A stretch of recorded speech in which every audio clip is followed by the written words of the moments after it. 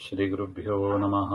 ಕಾಂತಾಯ ಕಲ್ಯಾಣಗುಣೈಕಧಾಮ್ನೇನ ಬಧ್ಯುನಾಥ ಪ್ರತಿಮಪ್ರಭಾಯ ನಾರಾಯಣಾಯ ಅಖಿಲಕಾರಣಾಯ ಶ್ರೀಪ್ರಾಣನಾಥಾಯ ನಮಸ್ಕರೋಮಿ. ಶ್ರೀಮತ್ ಸಮುದ್ರವಿಜಯ ಪಂಚಮ ಸರ್ಗದಲ್ಲಿ 43ನೇ ಶ್ಲೋಕ.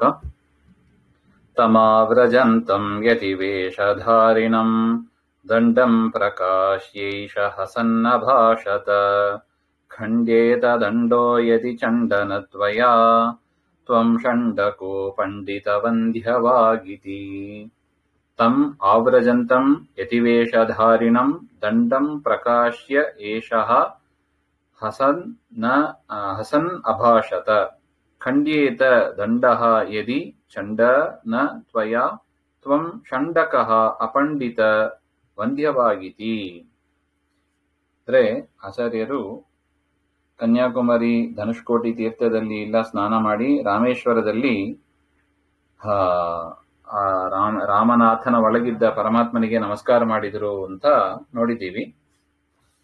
ಅಲ್ಲಿ ಆ ರಾಮೇಶ್ವರದಲ್ಲಿ ಶ್ರೀ ಮಧ್ವಾಚಾರ್ಯ ಆವ್ರಜಂತಂ ಸಮುದ್ರ ಸೇತೋ ಮಾರ್ಗೇ ಅಭಿಮುಖೇನ ಆಯಾಂತಂ ಯತಿವೇಷಂ ಯತೇಃ ವೇಷಃ ಆಕಾರಃ ಇವ ವೇಷಃ ಯಸ್ಯ.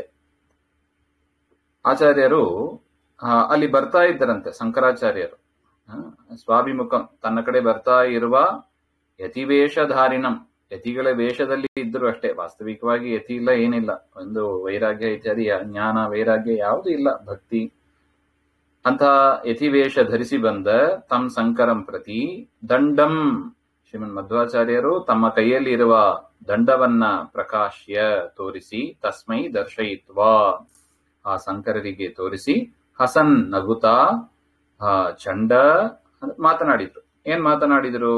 ಹೇ ಚಂಡ, ಭಾರಿ ಕೋಪಿಷ್ಠರಾದವರೇ, ಅಪಂಡಿತ ಮೂರ್ಖ, ತ್ವಯಾ ಯದಿ ದಂಡಃ ನ ಖಂಡ್ಯೇತ, ಒಂದು ವೇಳೆ ನನ್ನ ದಂಡ ಅದನ್ನ ನೀನು ಮುರಿಯದೇ ಹೋದರೆ, ನಿನ್ನಿಂದ ಮುರಿಯಕ್ಕಾಗಿಲ್ಲ ಅಂದ್ರೆ, ತರ್ಹಿ ಆಗ ವಂದ್ಯವಾಗ್, ವಂದ್ಯ ಅಂದ್ರೆ ವ್ಯರ್ಥವಾದ ಮಾತು ನಿಂದು, ಅಂದ್ರೆ ಸುಳ್ಳು ಮಾತನಾಡುವವಾ ನೀನು.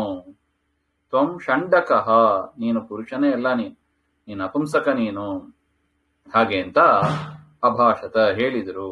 ಹಾಗೆ ಅಂತ ಶ್ರೀಮನ್ ಮಧ್ವಾಚಾರ್ಯರು ಆ ಶಂಕರರ ಹತ್ರ ದಂಡವನ್ನ ತೋರಿಸಿ, ಒಂದು ವೇಳೆ ಈ ದಂಡವನ್ನ ನೀನು ಮುರಿಯಕ್ಕಾಗಿಲ್ಲ ಹಾಗೆ ಅಂದ್ರೆ ನೀನು ಸುಳ್ಳು ಮಾತನಾಡುವವ, ನಿನ್ನಲ್ಲಿ ಪುರುಷತ್ವವೇ ಇಲ್ಲ, ನೀನು ಅಪುಂಸಕ ನೀನು ಇತ್ಯಾದಿಯಾಗಿ ಆಚಾರ್ಯರು ನಗುತ್ತಾ ಹೇಳ್ಬಿಟ್ರು.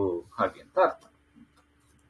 ತಮಾವ್ರಜಂತಂ ಯತಿವೇಷಧಾರಿಣಂ ದಂಡಂ ಪ್ರಕಾಶ್ಯೈಷ ಹಸನ್ನಭಾಷತ ಖಂಡ್ಯೇತ ದಂಡೋ ಯದಿ ಚಂಡನತ್ವಯಾ ತ್ವಂ ಷಂಡಕೋ ಪಂಡಿತವಂದ್ಯವಾಗಿತಿ. ಶ್ರೀಮಧ್ವಾಂತರ್ಗತ ಶ್ರೀಕೃಷ್ಣಾರ್ಪಣಮಸ್ತು. ಶ್ರೀಹರೇ ನಮಃ.